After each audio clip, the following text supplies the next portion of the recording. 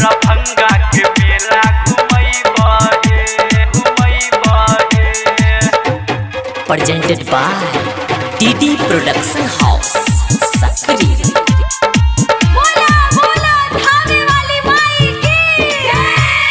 मुखिया जी के गाड़ी मंगैबा हे दरभंगा के मेला घुमैबा हे। मुखिया जी के गाड़ी मंगैबा हे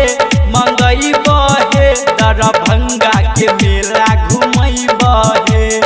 चाउमीन चाटी छोला खियैबा हे चाउमीन चाटी छोला खियैबा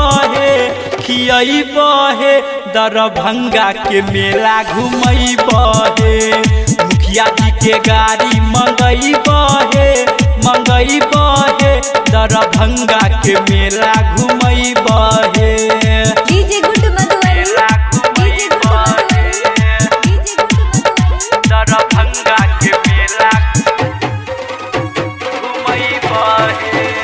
मुखिया जी के गाड़ी मंगैबा हे दरभंगा के मेला घुमैबा हे।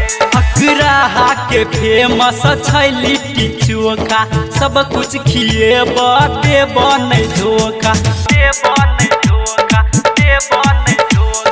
हाया घाट से ले बैला ले चुनरिया, मैया के चढ़ा बैला चली हो दुआरिया। बोलोरो के बुकिंग करैबा हे दरभंगा के मेला घुमैबा हे। मुखिया जी के गाड़ी मंगैबा हे दरभंगा के मेला घुमैबा हे। डीजे गुड मधुबनी, दरभंगा के मेला घुमैबा हे। मुखिया जी के गाड़ी मंगैबा हे दरभंगा के मेला घुमैबा हे। देवीपुर के फेमस छै रसगुल्ला, चिकनी में किन देबा तोरा नकबुल्ला। हलवारा से मंगेबै अरहुल माला, माई के चढ़ेबै खुलते किस्मत के ताला। बलहा के शॉपिंग करैबा हे दरभंगा के मेला घुमैबा हे। मुखिया जी के गाड़ी मंगैबा हे दरभंगा के मेला घुमैबा हे। डीजे गुड मधुबनी, दरभंगा के मेला घुमैबा हे।